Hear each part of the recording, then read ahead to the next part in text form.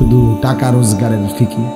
দেশে থাইকা পারো, নইলে বিদেশ গিয়া পারো, কোনো না কোনোভাবে পয়সা রোজগার করো। টাকা রোজগার করলে মা বাপ খুশি, টাকা রোজগার না করলে মা অখুশি। খালাস। এরপরে ইমান আছে কিনা, ইসলাম আছে কিনা, নামাজ আছে কিনা, কোরআন আছে কিনা, আল্লাহ চিনে কিনা, হালাল হারাম কিনা, জায়েজ না জায়েজ না, এত কিছু আমার দরকার। ফুতের জিগায় না যে ফুত কামাই যে করতেছ, কি হালাল কামাই করো না হারাম না, এত কিছুর দরকার কি? টাকা দিতেছে, খাইতেছে, ঘুমাইতেছে, বিল্ডিং করতে আসে, জমি কিনতে আসে, আপেল মালটা খাইতেছে। এক ছেলে আমারে নিজে বলছে, আমি সবার ব্যাপারে বলি না, এক ছেলে আমারে নিজে বলছে, হুজুর আমি একটা দেশের নাম বলছে, যেই দেশে আমার কর্মটা ছিল, চলে আসছে ওই দেশ থেকে। আমার বলছে, হুজুর আমার কর্মটা হলো এই, মদের বার, মদের হোটেলে নারী পুরুষ উলঙ্গ জিনাবে বিচার করে, আমার দায়িত্ব শুধু পাশে দাঁড়িয়ে মদের বোতল নিয়ে দাঁড়ায় থাকা, যতবার তারা চায় অতবার তাদেরকে মদ গ্লাসে ঢেলে দেওয়া, তাদের হাতে তুলে দেওয়া। এর বিনিময়ে আমার মাসে বেতন 2 লাখ টাকা।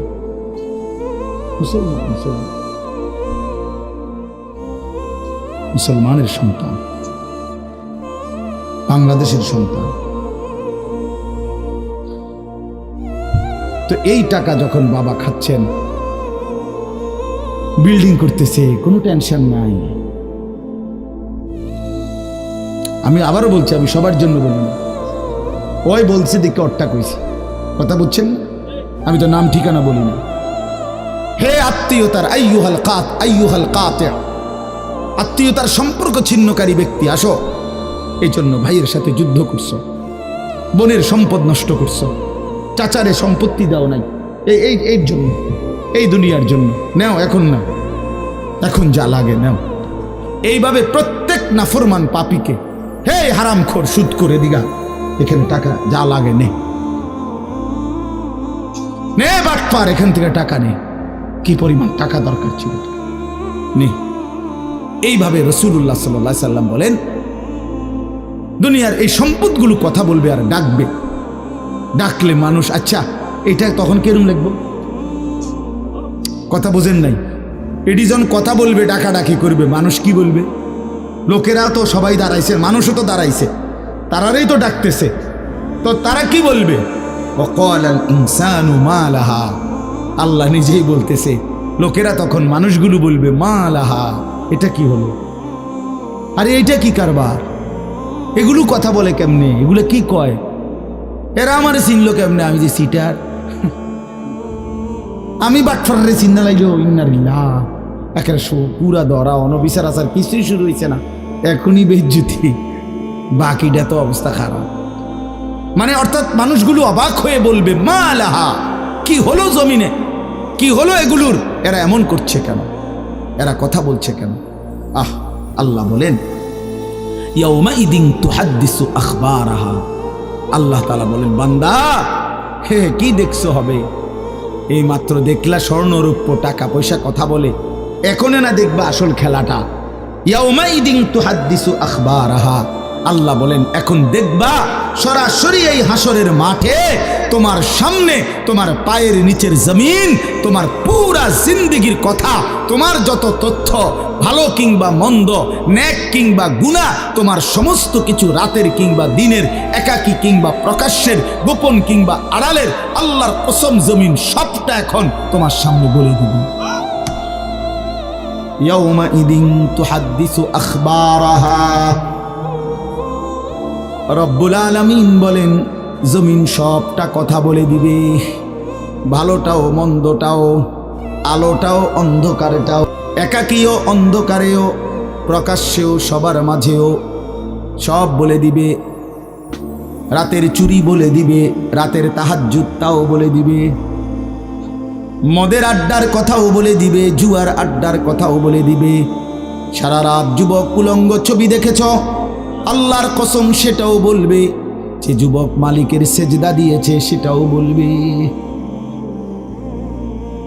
তাহাজ্জুদও শোনাবে, আবার সবার সাথে যে জামাতে নামাজ পড়েছে এটাও বলবে। সব কিছু বলে দিবে।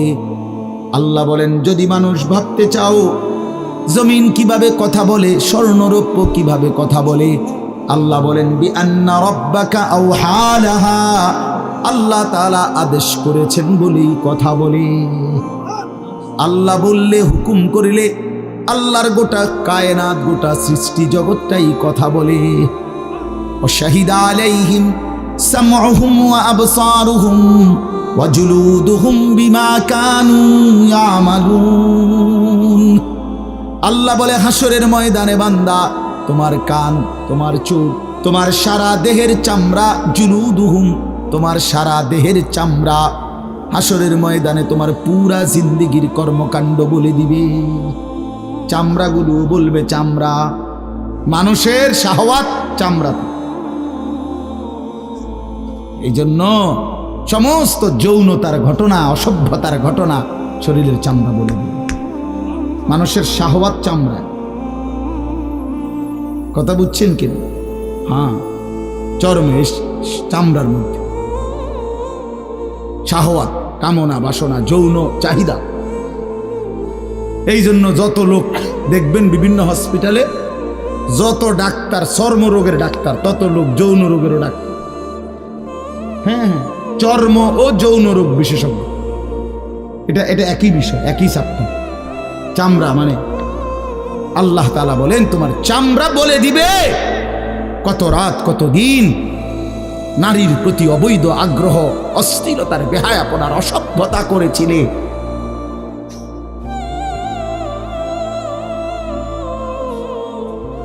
হায় হায়। এজন্য নওজোয়ান ছেলে, তোমরা সবাই ভাই কষ্ট করে বসো। যে যে পাশে দাঁড়িয়ে আছো, আল্লাহর ওয়াস্তে বসো। কষ্ট হলেও বসো ভাই, বসে শুনলে বরকত হবে। মোবাইলটা হাতের যাদের, এটা বন্ধ করে দাও। হাতে ধরা যেই মোবাইলগুলো, এগুলো বন্ধ করে দাও ভাই, এগুলো নামায়ে ফেলো। আমাদের চেহারার দিকে তাকাইয়া আল্লাহর কথা মনোযোগ দিয়ে শুনলে লাভ হবে। আসলে বাস্তবতা হলো, প্রতিটা আয়োজন কষ্টের আয়োজন। এক একটা মাহফিলের মধ্যে অনেক মেহনত করতে হয়।